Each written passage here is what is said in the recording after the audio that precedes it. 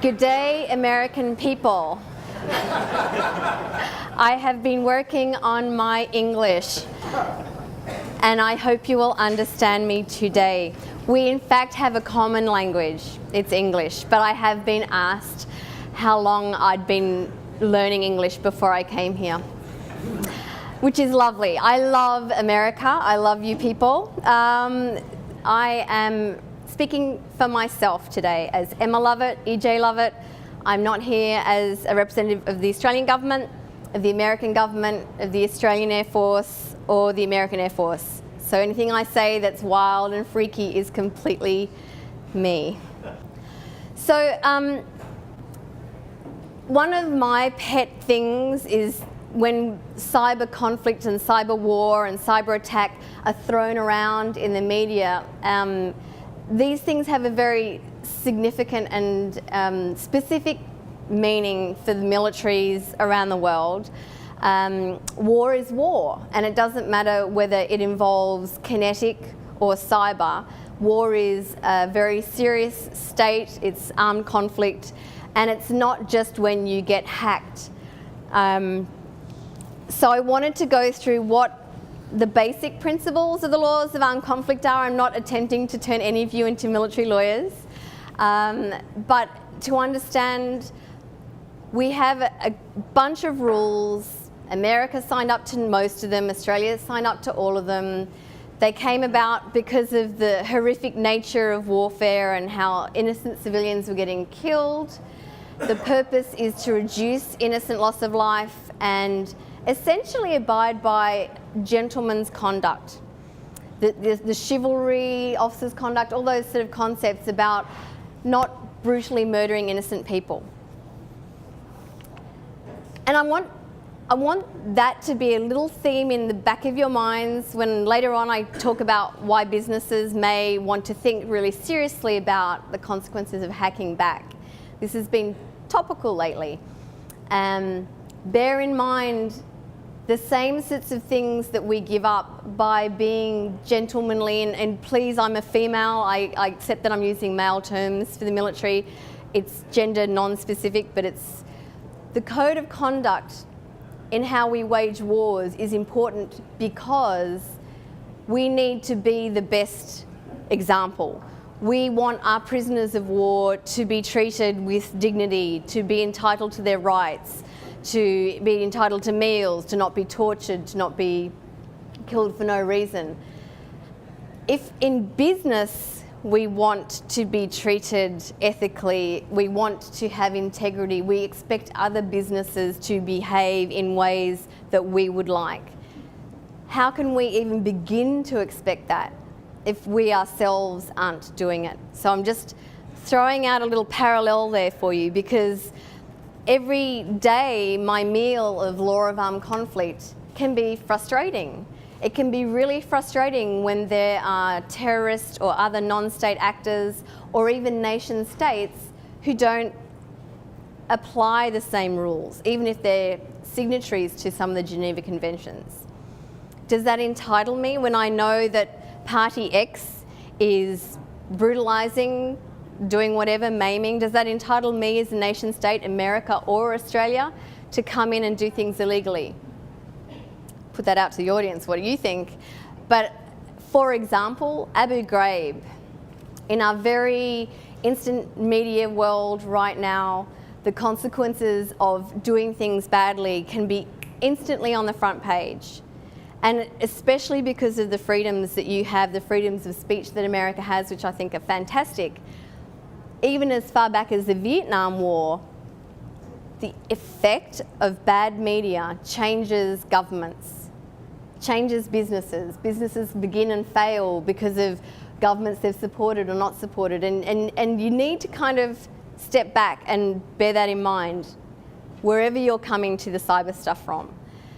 What is it that makes a nation state? What makes a nation state viable? The businesses, yes. And at what point are the businesses so vulnerable that the nation state needs to step in? And what's the distinction between a business being vulnerable and a nation state declaring all out war? So earlier this year, President Obama referred to the Sony hack as cyber vandalism. And my little law of armed conflict heart cheered, yay! This isn't cyber war. We're not going to go to war over this. Now, that doesn't mean that what happened to Sony isn't bad, and it doesn't mean that what's happening to thousands, if not more, businesses in America, in Australia, isn't bad. But it's a whole different thing if President Obama says, we're going to war. This is, no kidding, a hostile act, an act of aggression equivalent to an armed attack under the United Nations Charter, Article 2. And I'm going to war. Every war involves loss of life.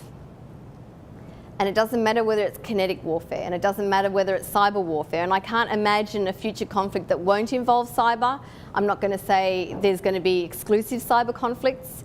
But to even ask for the government to respond with its people, with its military, to put their lives on the line because Sony's been attacked, really, we need to step back as a nation, and I'm saying we, kind of as an American, kind of as an Australian, step back and think about the consequences, because there's so many levels between where we are and what would be the outcome. What would be the outcome? What would be the outcome if President Obama had said, oh, right, I know I'm 100% attributing Sony to this nation, Korea. I'm 100% going to war over it. Just contemplate that. Contemplate why the government makes decisions that seem so inordinately unbalanced, unfair, discriminate. You're hurting American business. You're letting these things happen. The big companies are getting raided, their IPs being stolen. What are you doing? The government is more than just an arm of the military, and the arm of the military is only government. And your only chance to affect it is through your vote, if you don't like how they're reacting. But to ask for any kind of response that is a government one, if it's an official attacking type response, whether it's cyber or whether it's kinetic, is really very different from asking for just corporate protection. So anyway, I'm putting that out there. So the argument for a long time was that with cyber, this is a brand new Wild West. There's no law. We're all out there. We're out there. China's going to do what it wants, and we don't even have rules for this. The international law community, and especially the military law community, disagree. And a manual, the Talon Manual, was produced not by any one state, by a bunch of specialists from the states, from different countries, including America. It hasn't been formally adopted by America or Australia or any other country. But inside its pages, and I make no money on showing this to you, inside its pages, it goes through just exactly how the laws of armed conflict do apply in cyber. Some people like to think of cyber as a weapon, and if you like to do it that way, then consider this as the cyber is just another weapon for the military. And you can go through an analysis as it's used. Was the use of cyber in this particular attack proportionate to the threat? Did it cause unnecessary suffering? The same sorts of questions that we would put to the use of any weapon, to the use of any campaign decisions, we would put to cyber. There are laws in cyberspace. There's certainly laws where it's armed conflict, and this does only speak to armed conflict. It's a very different state when there's no armed conflict. All the Geneva Conventions and things don't kick in. So it identifies 95 Blackletter rules that govern the conflicts, and it specifically states that warfare doesn't exist in a legal vacuum. In 2011, the White House says that the development of norms in cyberspace is a necessity, but that they do exist.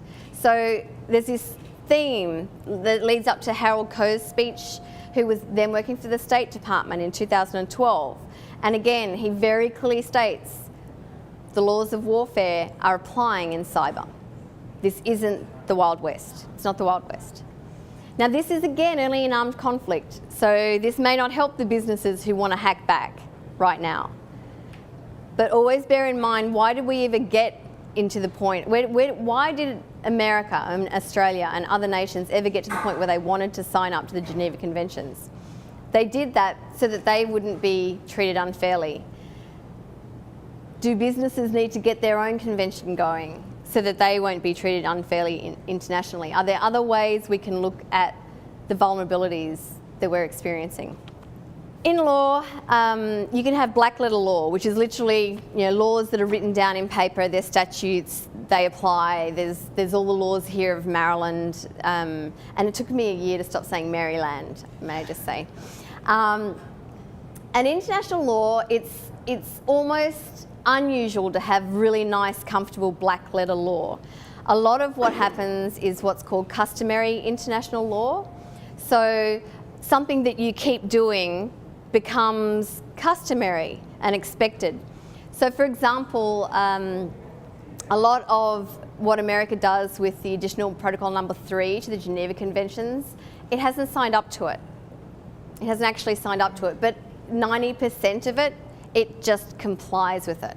And a lot of the jurists for this area of military international law would say, through their custom, it's now that's accepted common practice / international law, non-black letter. So you're a really big, powerful country. Really big. When I say big and powerful, other countries around the world like me go, ooh, you're so big and powerful.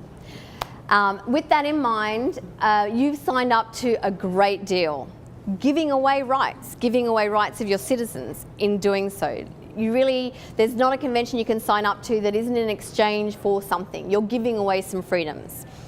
So in some ways it's easier for a country of Australia's population size. Geographically we're about the same as you in continental USA, but population size we're tiny. So when we sign up and say yes, it's a lot easier for us. I think for the States, given your position as the hegemon, given how much you have to risk, there are some things you've been more conservative about not signing up to. So for example, the International Criminal Court, that's not something that you have agreed the jurisdiction applies to you. You haven't signed up for that. So a nation state as large as yours with as many vested interests and in being a global policeman, and I think a high profile global citizen has to weigh, it's this balancing act. So I don't think you've signed up to as many things as we did. We were very quick to sign up to anti-personal mine treaties, and when I say we, that's Australia we. Not so much for you. Why? Because of places like Korea and places where it has a financial effect. You sign up to a treaty like that, you've got to go and clean up a whole heap of stuff. But generally, you're a very good global citizen. And you need to keep that reputation. I think if you can extrapolate how horrible Vietnam was, for the first time ever, you've got televised warfare. And through the weight of public opinion, the government changes its mind. It stops the war. So what the public think of how we do things does change nations, changes governments. If your business is doing hacking back,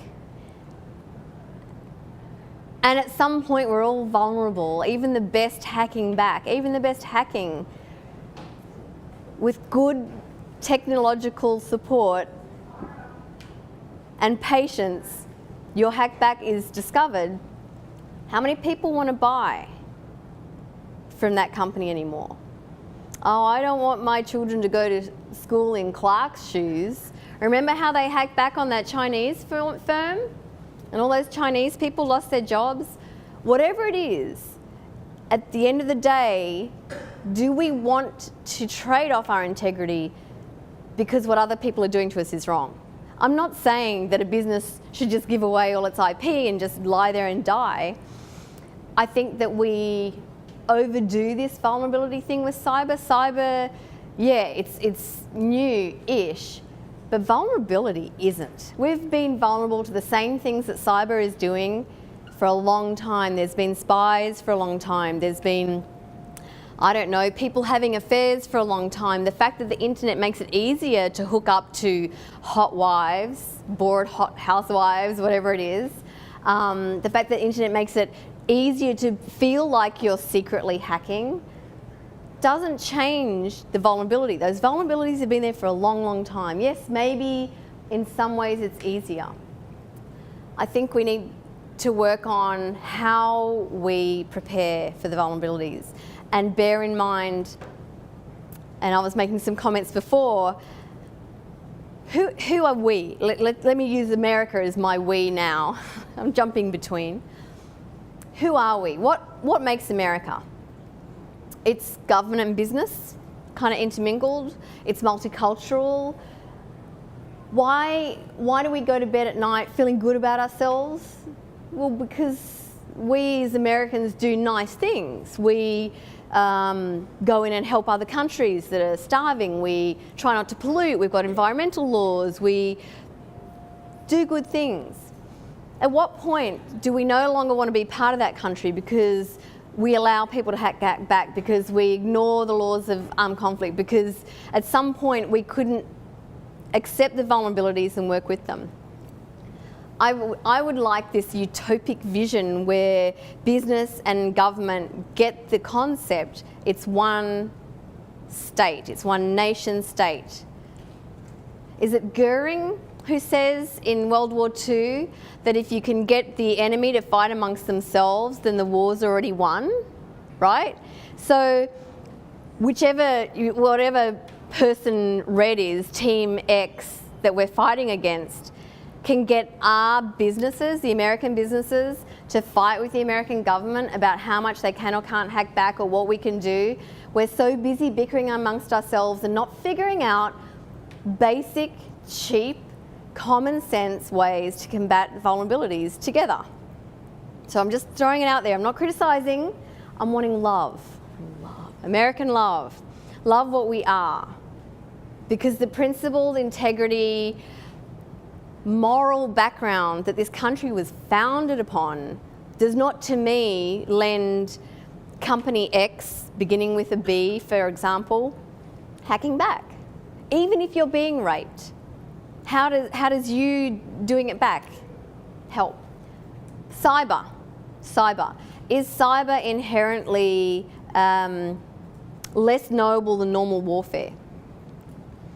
As just a combatant myself, as someone who's in the military and not so much as a lawyer, war is unpredictable. Clausewitz has written a lot on this. War is unpredictable. There are unknowable outcomes. Are these worse in cyber? I don't think so. Yes, you don't know if a piece of code is going to go viral. Yes, you can't imagine, once it does, how many hospitals and innocent childcare centres it's going to take out. But equally, when we're throwing out biological weapons, when we're throwing out nuclear contamination, when we're throwing out chemical weapons, we also don't know exactly how many rivers, streams, innocent people, the flow-on effect, the generations that have had to deal with radiation sickness and so on and so forth. There are unknowables. And I think with cyber, we're still learning, but I don't think it's worse than kinetic traditional warfare, because both of them are chaotic. And that's why I think a nation state has to be really sure it wants to enter into a state of war. What's at the bottom line, your business is about business, government's about government. I'd like to plant the seed that these are the same business. They're the business of America. And for all the reasons that it was important for America to sign up to Geneva Conventions, to agree that there should be rules even in war. Can you imagine? How many marriages do you know where they don't have decent rules about conflict? But here was America willing to agree with all these other nations around the world that we should have rules about conflict. Awesome. Why would they do that? Why would they give up? Why would they surrender rights? And I'm floating for this session that in business, you lose so much more quickly. Everything is so networked.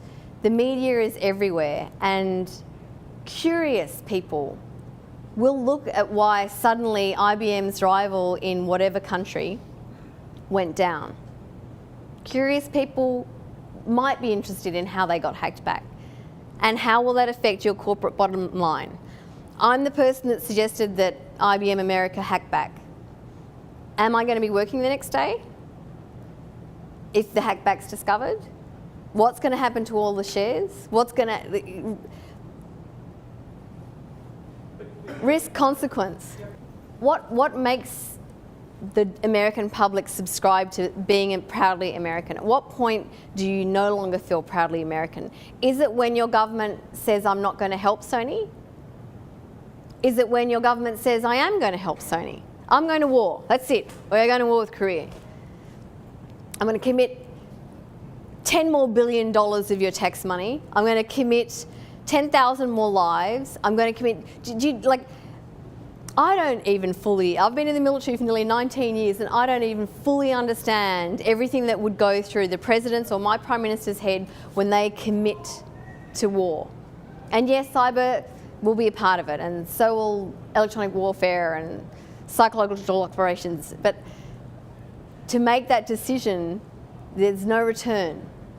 So which battles do you choose to commit to? Because the minute you wage any kind of cyber war, you have just declared yourself. In kinetic means, sometimes you can get away with it. Oh, I don't know where that missile came from. But with a no-kidding cyber attack, not only will they discover who made it, they're going to discover all of your sophistication.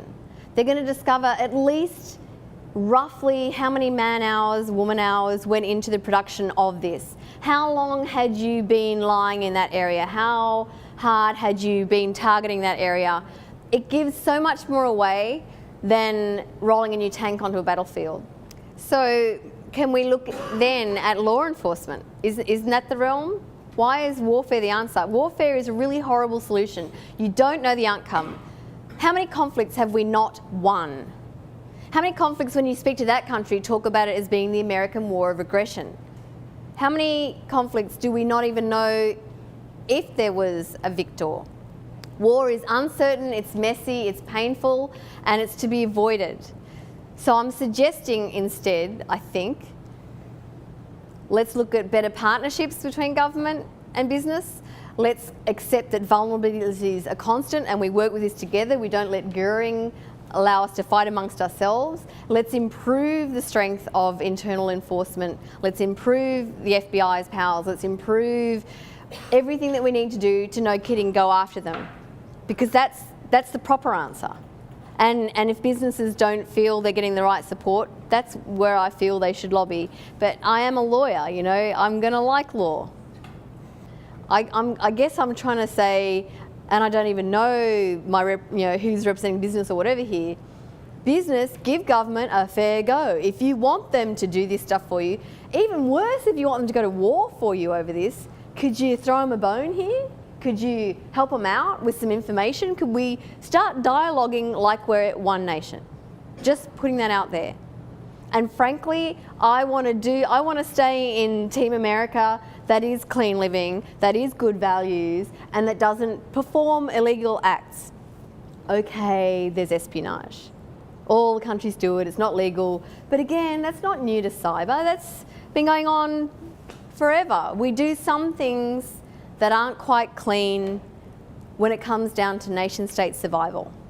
The last thing that I'll leave you with, and thank you all, because questions have been awesome and I've had a good time. I hope you have too. The last thing I'll leave you with about just following on from my beautiful cyber geeks is a question with no answer unless you want to make one for me.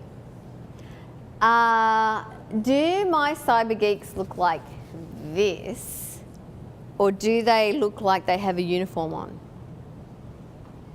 Thank you very much for your time. Thank you to the sponsors. Thank you to CyberPoint. And if you have any more questions, I would be delighted to answer them.